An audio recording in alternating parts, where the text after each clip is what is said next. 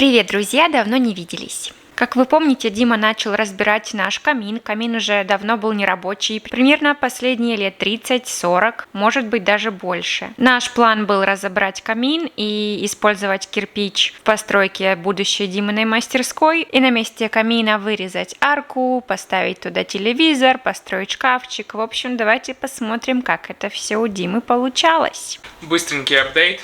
Короче, я сделал уже первый слой, закрыл все щели, замазал.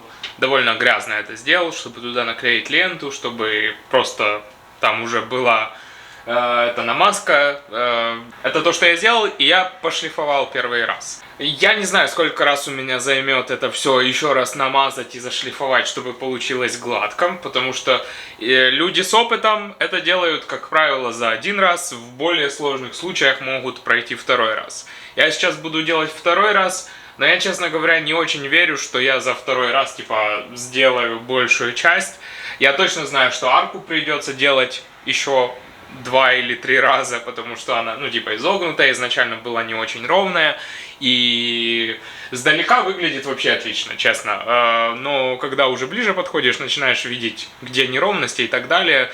Посмотрим, как это пойдет. Вот. Снимать это все очень тяжело и особо незачем, потому что, например, я вчера шлифовал, и я точно вижу, что когда камера стоит, чтобы был общий план, то не видно, что я там делаю. То есть я стою, тру, пыль летит, а чтобы что-то менялось, то нет. Поэтому я особо и не снимаю. Сейчас буду делать второй слой, будет видно.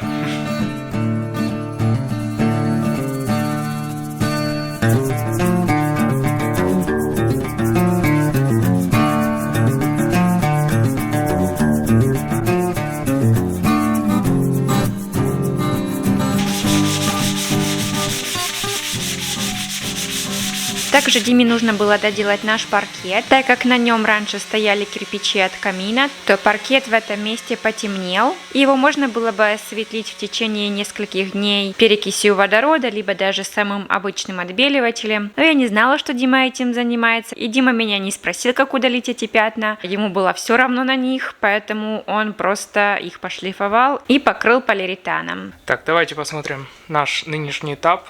Итак, я нанес последние мазки этого раствора, чтобы замазать всякие там ямочки, дырочки, которые уже не очень значительные, но их было бы видно. Вот, мне осталось немного подшлифовать, и можно будет красить. Конечно, вряд ли получится прям совсем идеально, но в целом результат, я думаю, будет хороший.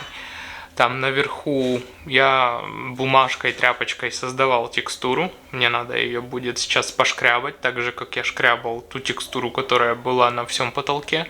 И потом закрасим, я думаю, в целом получится хорошо, незаметно. Вот. У нас тут еще есть прикол с бейсбордами. Сейчас солнце яркое. Вот. Плинтуса. И дело в том, что здесь кирпич, он как бы был шире, чем сам камин сверху наложенный, поэтому вот длина кирпича не хватает бейсборда. И то есть, когда я здесь все сделаю, у нас получится здесь обрезанный плинтус. Так что мы так подумали, что мы бы хотели в будущем поменять вообще все плинтуса во всем доме, без краски, сделать их просто под дерево, но, понятно, сейчас это слишком большой проект, слишком дорого, и мы пока не готовы этим заниматься, но на данный момент, я думаю, мы просто купим, подберем сюда похожий плинтус, сделаем, покрасим его и сделаем его правильной длины, потому что это, я думаю, минимум пару лет еще останется так. Вот. В общем, по сути, большую часть я уже сделал. Вот у нас здесь пластик до сих пор. И по-хорошему, если я сейчас все это зашлифую, покрашу, сниму плинтуса, хорошо поубираю, это значит, что пластик можно снимать. Это очень здорово, потому что не прикольно, когда у тебя в гостиной стоит просто стена из целлофана. Вот так выглядит это изнутри, наша рабочая зона. как видите, не очень уютно, но тем не менее, как бы учитывая, сколько там пыли получилось за этим пластиком, я точно знаю, что он был не зря. Вот, по-хорошему, если сегодня все успею, то сегодня смогу его уже убрать. Он у нас, к сожалению, провисел дольше, чем хотелось бы, потому что я рассчитывал, что это будет такой сезон сейчас самый дохлый. Обычно в это время в году люди покупают мало, и поэтому у меня меньше работы по бизнесу и больше времени для того, чтобы заниматься этими вещами. Но в этом году как-то заказы шли оживленно. Поэтому много как бы занимался работой, меньше было времени на это все, и поэтому немного затянулось. Я уже даже не помню, сколько у нас здесь тут висит, но довольно давно. Уже типа как даже привыкли. Но будем очень рады его наконец-то убрать.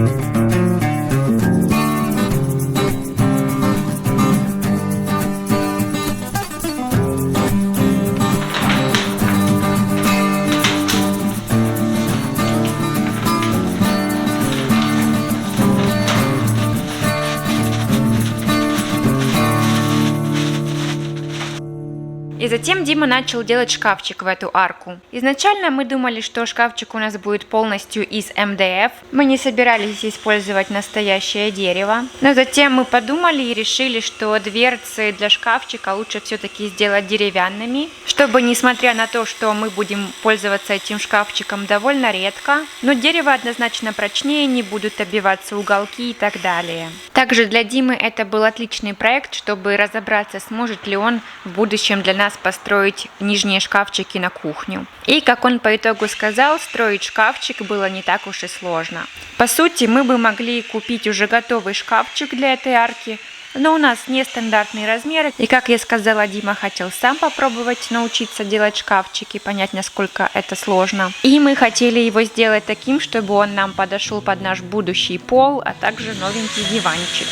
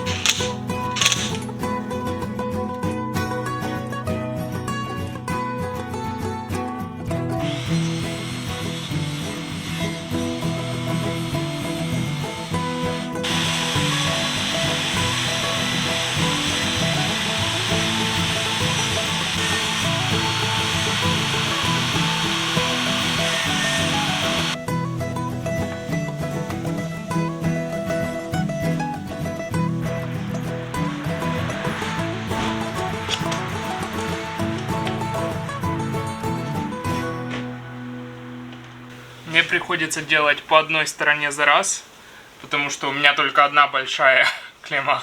Я думаю, разживусь в будущем еще, ну, типа, чтобы не ехать сейчас в магазин дополнительно, то пользуюсь тем, что есть.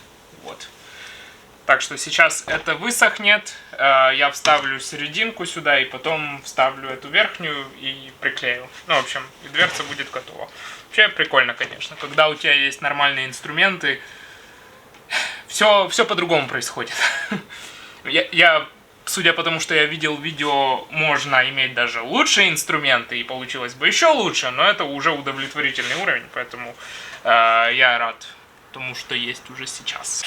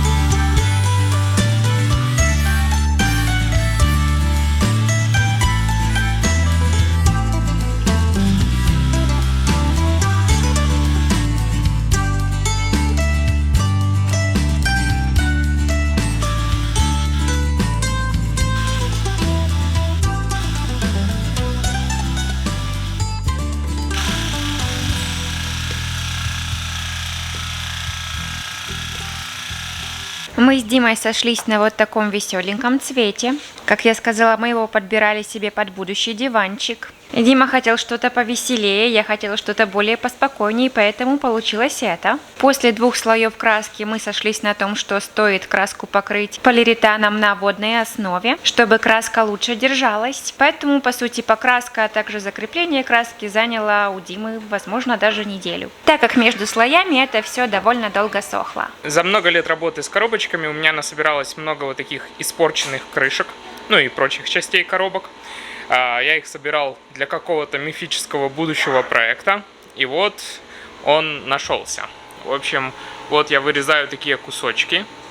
Все это спроектировано было заранее, чтобы сделать вот такой узор.